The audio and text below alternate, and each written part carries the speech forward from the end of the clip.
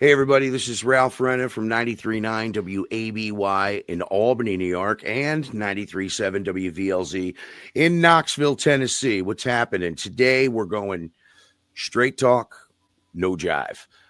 No flash, no fire, no makeup, no blood, straight rock, as honest as it gets. And I'm honored to be here on that Fuzzing Rock Show with Neil Fallon of Clutch. What's up? Oh, good morning. Thanks for having me. Absolutely, absolutely. So you've done many interviews, and I like that when a band gets out there and puts it out there and gives the people what they want, and what they want is just honesty. And I mean that when it comes to Clutch. And if I'm fanning out a little bit, it's going to happen. Now, I had a chance to interview you a few years ago by phone for a previous radio station I worked for. So let's just start off with this question. How humorous is it to you to see that person up front singing along, but their lip sync is off what the lyrics really are? You know what I'm talking about, right? I'll take that any day of the week, man.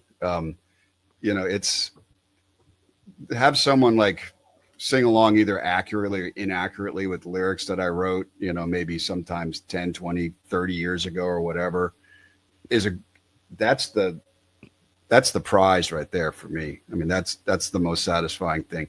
I'm sure there are sometimes people look like a fish out of water. Yep. That's what I'm getting at. Yeah. But you know what? If their heart's into it, God bless them. I'd rather see that than the guy with his arms crossed saying, well, the guitar sounds a little bit out of tune. They're playing this song a little fast tonight. Right. Very nitpicky. Yeah, that's no fun. Now, fellas, you know what I'm talking about, right? I mean, you've 100%. Seen that guy, right? Absolutely. And I asked this question because in that interview you and I had, the first question I asked, so I wasn't me singing up front, although I have in the past. Hopefully the right words. Yeah, I screw them up too, so it's fine. It's all right. You wrote them. You could do that. So it's called improv, right? That's called improv. Scat. Scat. So here's what I'm saying is that the first question I asked you, and when we hear songs and we don't read the lyrics, sometimes we interpret it our own way. And I asked you the first question and I said, tell me, Neil, what is a blackjack booty demon? You remember that? And you're like, you were stunned for a moment and you were like, no, that's blackjack booted demon. It sounds pretty kinky. Right. Exactly. So that was the first introduction we had, and we had a cool interview and it was great, but we only had a few minutes to do it. Your show here in Albany, New York is sold out and you've been coming here for years. It was at one time an annual stop on your Christmas run and all that. So are a lot of these shows starting to sell out like this? Are you seeing more of this? Some of them. These two tours that we're doing in the U.S. this summer are a little bit different for us. We're playing a lot of places we've never played before, and they're really huge rooms. And I don't really look at the sellout. I just kind of look to see how many tickets are sold out. I mean, it's we kind of have this philosophy, like, sure, it's great to play for 5,000 people, right? But I've seen bands roll through town where they kind of were disappointed in their turnout and kind of punished the people that did show up, with attitudes. Almost, the band actually punished the crowd. Kind of fun, phoning it in, and that's not cool. So I mean, I never look at a crowd like, well, I mean, sure. Don't get me wrong, sellout is great. But, if a room is at 50% or 35, 25%, I'm going to, do my best regardless. I think 100%, 5 people or 5,000, it doesn't matter.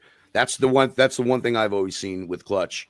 Although the majority of the shows I've ever seen, which were a lot in Colorado, and I'm from New York, upstate New York, all the Albany shows, Saratoga Winners, all those small clubs like QE2 and Bogies with Marauder and playing with hardcore bands. Wow. Yeah, that's actually when you and I actually showing your CV now, man. Yeah. So Fuzz, you got anything you want to throw at that? before I throw this next genius question at Neil? I have a lot of them, but most of them are for later on in the interview when What? When you could take over? No, not when I can take over. I'm not Take like over. that. Go ahead. Hit it. No, it's good. So I'm going to ask you one of those kind of interviewee questions. I know Ralph doesn't like them too much, but I'm going to ask you. No. I love this. I'm just curious, as coming from someone who doesn't write music or lyrics or anything like that. Curious where you draw inspiration when you write songs, and if there's a song that you can remember that jumps out in your mind that you were like, "Oh my God, I got to record this or write it down." That's something I think about a lot. Just the creative process, because I think anyone who does anything creative, regardless of what it is, there's feast and famine. Sometimes the ideas are just coming faster than you can record them or write them down or make them a real thing. Right. And sometimes you're banging your head against the wall, like wondering, like, oh, is the well gone dry? I'm currently in one of those situations, but that's because I had a pretty productive, couple months, not too long ago, and I know that'll come back. I think for whatever reason, I've been trying to figure out some kind of, that one quick and easy trick your doctor doesn't want you to know about the writing process. There's no science to it. I think sometimes when you relax your brain and you stop trying, that's when the ideas come. Being a good listener, like eavesdropping on everything, and then also just kind of being confident and being a liar, or a BS artist. A good liar. Yeah, I mean, there are artists that only write about their personal lives, their exes or whatever. I don't want to sing about any of that. I'd rather sing about, absurd things that are entertaining. And a lot of times I'll just write it down. Like I'm sitting here in my office, and this is just, a stack of things that never became songs. So I'll look into that, listening to like. Let me interject there, because I had a question that pertained to it. I was kind of OCD about it when I was in a hardcore band. I had a notebook that just had ideas, and then the next notebook were actual structures of songs, and then the next notebook was hopefully the final thing after I brought it to the band. And so you have a couple of those notebooks that do, like, from the past, the 90s and 2000s. Oh yeah, I do. They're in a box somewhere in the house, but this is just over the past, maybe. Could you bring one of those to Albany? Maybe they fall off the truck. I always bring one with me. I have one you might want to lose. I did lose one at a nightclub. I forget where it was at. It was somewhere in the Northeast, and they next time we rolled through town, one of the guys that worked said, "I have something of yours," and I looked at it and I immediately said, "Oh God, I know you read this and you think I'm out of my mind." Right. Because they're not organized. There's a lot of doodling and things that don't have anything to do with music. I had to write down some address somewhere. Yeah. But I find just handwriting is a way more natural way to get ideas flowing than tip tapping on a keyboard, because we do enough of that in our lives already. I got a notebook right here, and for a lot of my ideas for the radio station, whatever, I write them down. I have some notes on my phone, but whatever. There's nothing like taking that pen to paper. Fuzz, I didn't want to cut you off. What was your next question? No, that's okay. Now, just getting back to that question. Now, do you go back into the archives of the books from the 90s and see if there's any ideas in there that you can maybe turn into something? Not really. I mean, sometimes I will.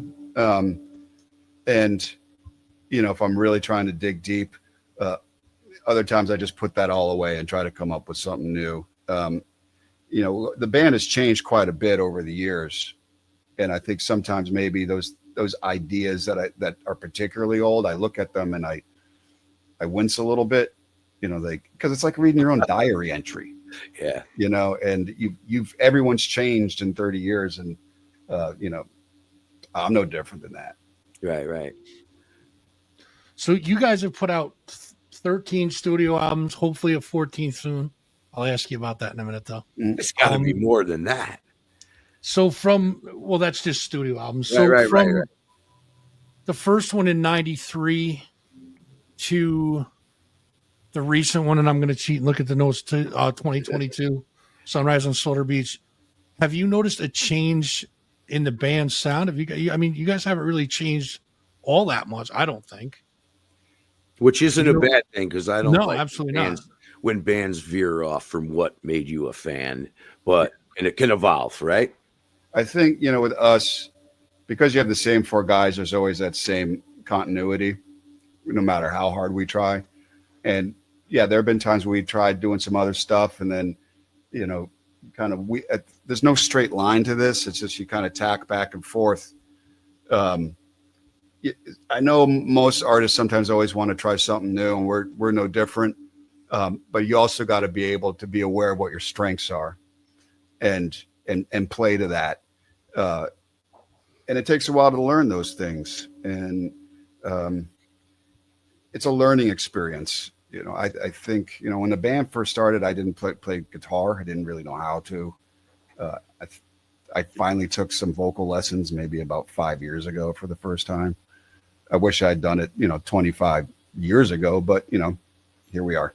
I would have never guessed that, because I saw a change from, the self-titled record into Elephant Riders, and that's kind of where I was becoming a fan with those two records. And I noticed that melody had come into the mix, more rock had come into the mix, more just trying to hit a bigger audience without really trying. You were just being Clutch, and you did that. And then Jam Room, I think, was the next record I remember coming out.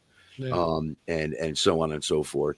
Fuzz, hold that thought. I'm gonna back up for a minute about what he said. Bands like Black Sabbath or Iron Maiden or Led Zeppelin, there's a million tribute bands out there. Did you ever think there was going to be a Clutch tribute band? And do you know about this band? I've heard of some bands doing a ton of Clutch material. I don't know if they ever specifically our band. I mean, that's incredibly flattering. Yeah, they're called Pure Rock Fury. Oh, really? From what I understand, that's your least favorite Clutch album. Now, I could be wrong. I might have seen this a while in an interview. Yeah, I said that, and I think it kind of got taken out of context. I think if I had to correct myself, I found that to be one of the most difficult to make for me, personally speaking. And when you have that experience, it's hard to forget. Right. You're pulling your hair out. Maybe you're in a bad mood. You're not feeling very productive. And it becomes this kind of vicious circle of, self-doubt and whatnot. And those things happen. So when I hear those songs, I'm immediately back to, New Jersey in 1999, and it's chain smoking and gritting my teeth. Did you? I think I might know what that means. But did you feel a little bit more accomplished as the next few records came along? Because now we're moving into different bluesier Hammond organs, harmonicas, a lot more blues based. And that's where I started to turn a lot of my friends, my uncles, my older, classic rock stuck people to go, hey man, these guys come out of the hardcore scene and evolved into the rock scene and are pretty much and those albums like From Beale Street to Oblivion or Robot Hive Exodus. The only way I can describe it is these guys are the Allman Brothers of the metal and rock scene and the hardcore scene. Well, that's a huge compliment. That is. I felt that did it justice. And when I said that a week later, my uncle's I've checked out that Clutch. They're pretty damn good. So I think the generations are starting to see, and it's appealing to a bigger audience. Yeah, I think what happens with any band starting out is you don't want to do music like your parents or your older brother and sister. You want to do your own, and that for us coming out of hardcore. Punk rock, whatever you want to call it. To me, melody was sounded commercial. You're not supposed to do melody. You're supposed to be angry all the time. You're supposed to be mean. there's no sense of humor. This is a very serious business. Don't be funny. Yeah, don't be funny. Well, Murphy's Law got away with it. Yeah, But, exactly. and some other bands like Gay and Greenwood or what have Right. you. But actually, come to think of, there's a lot of funny ass punk rock bands. Yep. But hardcore was less funny. And I think it took me a while to figure out that was a dead end for me lyrically. It's hard to maintain that kind of aggro, even in your getting into your mid 20s. Like, okay, I'm not 17 anymore. I'm not pissed. I mean, things piss me off, but it's not baseline anger. Right. And kind of discovered, there's a lot more options out there when you're, not just playing power chords and you're not just screaming at the top of your lungs. There's other things to do. And it kind of went full circle because then all of a sudden we were thinking about the bands we heard on the radio when we were 13, whether it be, like you said, Black Sabbath or ZZ Top or Led Zeppelin, and those influences that I think perhaps we initially tried to get away from because we wanted to plant our flag on our generation. Right. Because they were already in our heads. And that's kind of where we're at now still. You planted a pretty big flag. I hope you guys know that. And that Pure Rock Fury band, I'll have to give them props. I'm a pretty big Clutch. Where they from? I don't know. I just watched a couple videos this morning. My friend Steve Murray's a fan, and he's like, "Hey, ask him about bands covering his music and that." And I looked up their videos, and I was like, "Pretty good." That's amazing. That's pretty good. Cool. Yeah. So which leads me to, and Fuzz, you had a pile of questions, right? 5 at once. Is that what we were doing here? So we kind of, sorry, Neil and I went a little off track, but he's no, that's all right. We have the rapid fire 5 that we have renamed for Clutch. We do it for every band, but we'll do them towards the end. Okay, sounds good. Then I'm going to continue with this because bouncing off of that tribute band, I want you to tell people about this kid who's him and his father play Clutch songs, and you heard one of their originals, and where did it go from there? Because that's an amazing story. That, as a Clutch fan, that warmed my heart. I thought it was very cool. Well, his name's Tyler, and he's got a band called Delco Detention outside of Philadelphia. And it was the pandemic, and like everyone else, I was sitting in front of this damn laptop all the time. Yep. And there was this young kid playing Clutch covers, and I reached out to his dad saying, just that's great. And I think what had happened. I'm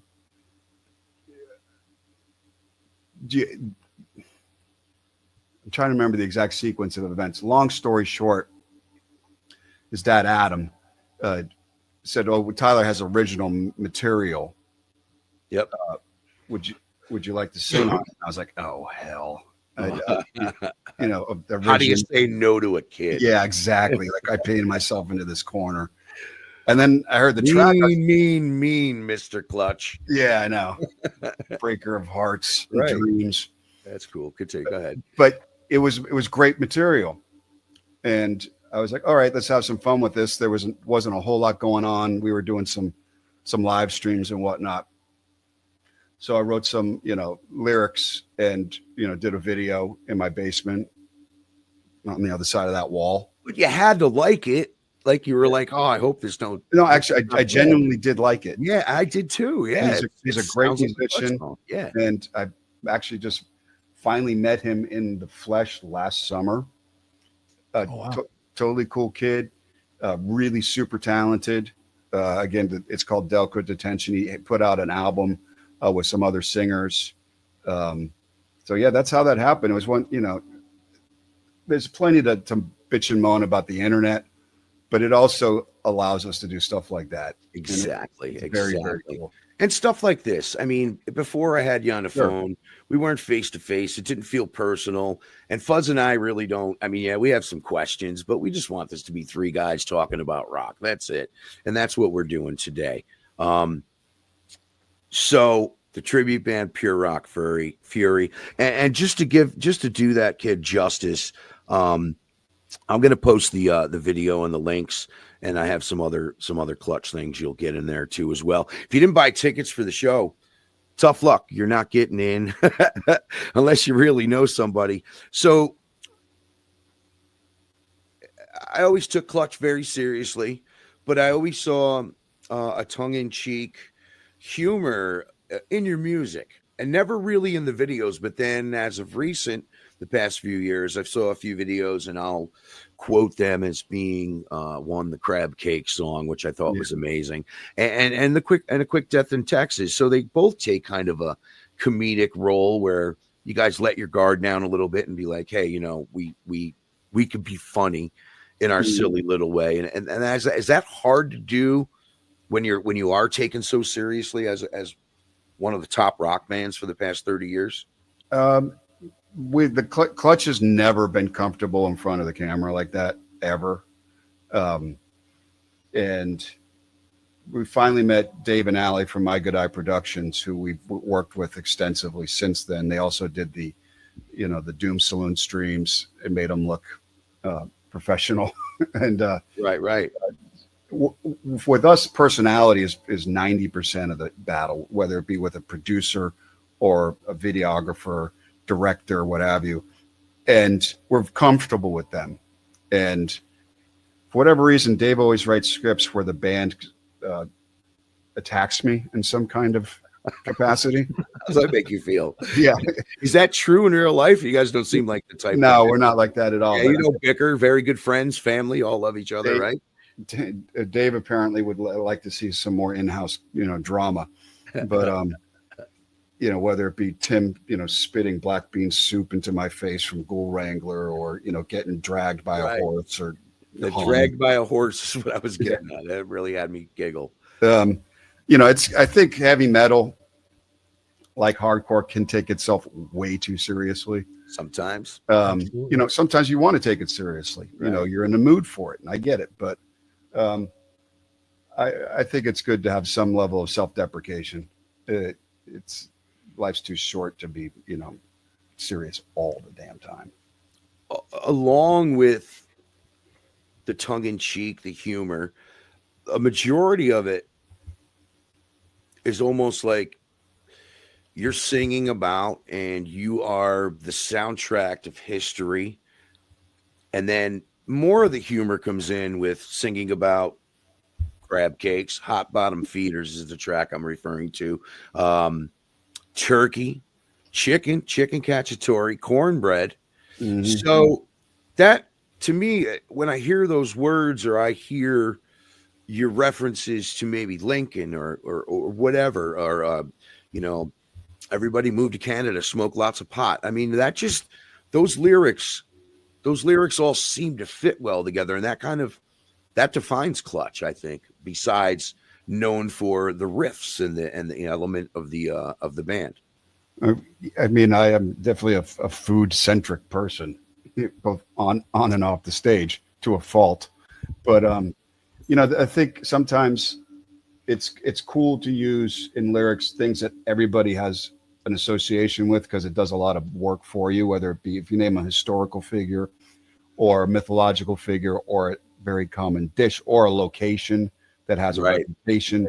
Suddenly the song is infused with all this backstory. You don't have to explain much anymore. Yep. So I tend to lean on that a lot instead of trying to explain everything away. Sometimes things make an appearance in a song, and I can't really justify it other than saying it sounds interesting. Yeah. I think that's all you really need to have. Yeah. I was going through one of those angry times. I might have been gritting my teeth a little bit too much at the time. And, I just got out of New York and I left, and I just took a train all the way to Colorado. 2 fucking days I was on this train. Man, it was disgusting. The smoking cart was disgusting. It was the worst smell I've ever smelled. But the train backed into the station. I had fallen asleep listening to music. And then when I woke up, I just kind of hit I don't even know, tape player, CD player, hit Elephant Riders. And that song come on where you're talking about Colorado. And I'm drawing a blank on the lyrics. And then again, it could this could be a bad Booty Demon mistake right now too. But it was cool because it was a soundtrack. And then I get into town and I'm like, yeah, man, I was listening to Clutch. I was telling my buddy, and they mentioned Colorado, and he's like, they're playing Thursday night. I'm like, dude, I just got here, but yeah, let's go. So that's where I saw you. I went to the Ogden Theater. This place was amazing. It was a spiritual experience. It was packed. It was a very good show. And that's really when I started to kind of follow Clutch like a deadhead. Did you think you'd get to some of these places where you've been? I mean, obviously you're probably still blown away by the crowds you play in front of. Oh, for sure. And I misspoke. It's not the Eddie. That has all the Manitoba in it. And we do have this in common. At the end of one tour, I got on a train in Detroit with my guitar and my backpack and took the train to Union Station in Denver. Wow. And to hang out with my future wife. And here we are. So I did live in Denver for a few years. And that's a killer town for Clutch. It's so good, and love going there. But to answer your question, it still blows me away that we get to tour the world. Sure, there are plenty of places we haven't been, but I've been to Europe more times than I can count. And I see kids singing along in a nightclub in Greece or Croatia, or in Australia, what have you. Croatia. Yeah, it just I can't wrap my head around it. Like, how did this happen? Still, yeah. And I feel very fortunate. There is maybe some personally for myself, what they call imposter syndrome. Like, why are they believing this? Because this just seems so improbable that this can happen. But here we are. So, and the more years that go by, the more appreciative and grateful I am, and more protective. When you're 25, you think, whatever, this is what I do. And that, and I'll be dead by 30. So who cares? Yeah. That kind of like lame attitude, to be frank. Yeah. To be saying I'm going to be 55 this year is just amazing. Yeah. This long, And I'll be 54. And, right. And I've spent well more than half of my life doing this. And that's an awesome thing. Like, to make both ends meet doing something in the creative arts, let alone this kind of music, is pretty rare. And pretty in the same group of friends. Yep. So yeah, that's I think, sure, there's plenty of times I don't want to wake up and use the bathroom in the nightclub that hasn't been cleaned from the night before. CBGBs. Yeah, it's and all the variations of that. Right. But QE2 in Albany was the CBGBs. And you played there too a few times. Had a lot. Fuzz, you want to hit him with those rapid? Yeah, I can if you want. Yeah, I mean, I had uninterrupted. I'm gonna put my mute button on so I don't interrupt you. I got another question before I do that though. If Neil, have you ever thought about rapid questions? But so I'll do my best. Well, this one's not a rapid one, not yet. I'll get to them after this one. But have you ever thought, like, what would you be doing if you didn't choose music as a career? Have you ever thought about that? Oh yeah, and I don't know. I was going to the University of Maryland studying English when the band, started. And 3 days after graduating, we were on a plane to tour with Biohazard in the UK and Germany and Europe. And I've been doing it since then. And so I really liked school. And I don't know if I'd end up in academics or be a teacher or something like that, but I just like the environment. I probably would have kept going to avoid that decision of, getting a real job and getting further into student debt. But right. Maybe something like that. But the thing is I was always the kid in school was getting in trouble for daydreaming and not paying attention. Thank God I found something where that's a guilty. Yeah. Yeah. Not staying on task, wondering what if this, what if that, doodling in the margins. And I found a gig where that's a benefit. Yeah. And I don't know how many other ones are out there that would be a good thing.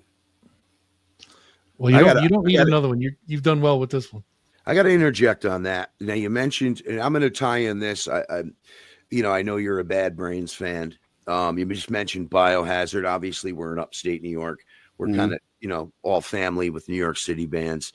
And that's, kind of how I got to know, Clutch a little bit. Jack Flanagan, RIP, it was a huge loss for upstate New York too. Leo, from Biohazard at one time. Curly, he lives right down the street. I saw him jam with you guys before at, Oh, yeah. at Saratoga Winters. And so, dude, I'm sitting on my front porch the other day, and a buddy of mine drives by with his girlfriend, and they toot. I know it's them. And in the back seat of the car is this Rastafarian, and he's like, peace, and just didn't even look at me, just like this, drove by. HR is my neighbor. He lives right down the street, and I live like in rural, like Albany, Troy, New York country called West Sand Lake, Averill Park, Wine and Skill. No, you don't see that out here. And yeah, I guess he lives down. That's amazing. So it's cool, and it's like, I had to tell you that because I knew you were a fan. Fuzz, do you want to continue? Yeah, I got I do these things on interviews. I do what I call the rapid fire 5. It's 5 questions in succession. Answer them as quick as you can. But there's no pressure. It's not going to happen. I've been renaming them for the bands that we interview. Yeah. So I call these a quick 5 in Albany instead of a slow death in Texas. I should have said it should have been full fathom 5. Full fathom 5 would have worked. Touche, sir. Touche. Go ahead. All right. So the first question is, what was the name of your first ever band? Moral Minority. The first gig that you yourself ever played live? The Seneca Valley High School Senior Picnic. Yes. Okay, this one, they're getting tougher as we go along. Living or Dead with you on vocals. Build yourself a super group.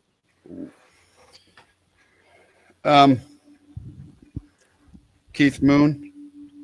Ooh. Billy Preston. What? Wow.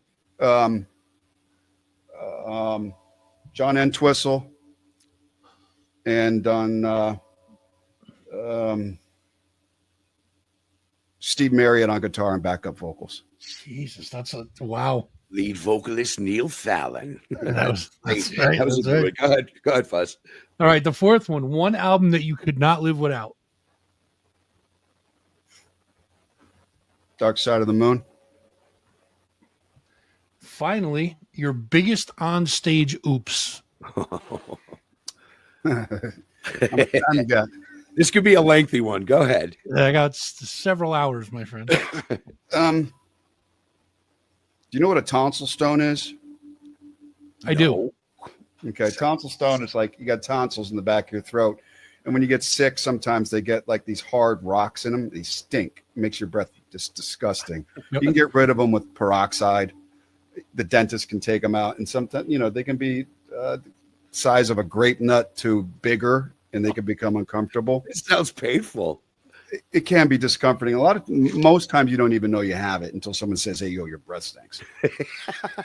And because it's a really bad thing. At any rate, we were in Seattle in a very low stage called a place called El Corazon, and there's no barricade, and there's kids right up front. Kids, really, they're in their 20s and 30s, and there was this beautiful young lady front row who was singing every single word, and I was really, really kind of enthusiastic about that because that's not a common thing. Mm-hmm. And I'm singing along, and I got right in her face, and I don't remember what song it was, and I was singing, and this tonsil stone shot out of my mouth like a bullet directly into hers. And like she was singing along, and she just kind of just started dry heaving. And that was the last I ever saw her. But that's got to be a winner. That's got to be a winner, man. And I've fallen off stage. Why? Yeah. But you're in pain, but wow, there's someone else suffered from your suffering. Oh, and she probably can never listen to the band again. Did that ever make it into a lyric? No, but we're writing the next album now. Yeah, so I think that I would never tell Clutch how to write a song, but that's a great suggestion. Poor thing. Fuzz, we good? That's it. That's 5, and that's that biggest on stage oops, I think, is the winner. Yeah, I think we have a top answer. You, Lejean from Seven Dust, right? He had a good one. Well, Rob Halford from Judas Priest, right? So they all had good ones. Sebastian Bach, whatever. So that makes me think, what was the strangest gift like any fan has ever given you? Because I'm sure you receive gifts when you're out on the road, especially in other countries. And Yeah, we were in Germany. Well, I mean, it's not a strange gift. It was just kind of impractical. And there's a lot when we play Germany, particularly close to Frankfurt, you get a lot of U.S. servicemen and women come out to the shows. Yep. And they had decorated this enormous artillery show, just massive, and decorated with clutch logos. And how are we going to explain that to customs? You know, like it must have weighed 80 pounds and 100 pounds. That was unique. I know where it is. It's at our friend's house in Ireland, for safekeeping until whenever day we can safely transport that. There's also been, you know, every band has their crazy people who send, you know, letters and unflattering drawings, but you know, they're still flattering, in a way. that's cool. Any clutch stalkers? A few, not so much. Yeah. Okay. All right. Nothing to write home about. Okay. Keith, this has been a lot of fun. Thanks for just hanging with us and doing what we do. Fuzz, before I wrap this up, man, you got anything else to say? I just think we need to talk about one other thing real quick before we go. But Fuzz, I know you have another thought. I think I'll just say what I tell everybody. I mean, I know you're I think you're a really good guitar player. As you can see behind me, there's a bunch of guitars on the wall. Yeah. And if hit's coming, you know it's coming. Right? I want the notebook. He wants the guitar. I mean, if a Neil Fallon guitar, you have one laying around, you're not doing nothing with. Falls off the tour I'd be bus. more than happy to display it for you, sir. Okay. I'm a man of the people. I do God's work. You know what I mean? So this is my go-to. It's hooked up right now. Yeah, It's that'll hooked work. up right now, huh? There it is. Yeah, that'll work. How do we? I mean, and you said you couldn't play guitar. That was great. Well, you know, I can kind of finger pick okay, but I've resigned myself to the fact that solos are just not my wheelhouse. But you know, thank goodness we have Tim Salt. Here's the question I didn't want to ask, and we'll just end the show with it. What can we tell the fans out there what people can expect from this current Clutch tour that's going down? And talk a little bit about these guys. You always seem to pick some cool opening acts. Tyler Bryant and the Shakedown. Oh, Clutch, they're on tour. I'm going to go check them out. I sure enough did. Nate Bergman. You know, tell us about this current tour, and we'll there it is. Well, Tyler Bryant and the Shakedown, we've toured with before, as with Nate. They're great, you know, friends, and we've got another leg with Inspector Clouseau from France. Yep. But the Nate's an incredible vocalist. I don't know if he's going to be. I think he's going to be just solo. Yeah. He's not going to have a band. He's got to. That's probably the first time I've ever seen an acoustic act open up for you guys. Yeah, he's a powerhouse. Bands. Yeah. And the only thing that comes to me, we're playing a lot of stuff from the self-titled record because we're finally reissuing that on vinyl. And it's a beautiful reissue. It's never been properly issued on vinyl. Is that like Weathermaker, or is that still a thing, right? So you guys own your own label now too? We do. We own just about everything except our early records. So we actually are licensing this record. Still trying to get full ownership. That didn't really start until Jam Room and then Blast Tyrant onward. Right. But we're currently working on the next record. And maybe we'll play a new song or two as well. Ooh. Because it's always best to practice them in front of a live studio audience, because that's a much more demanding, proving ground than the studio.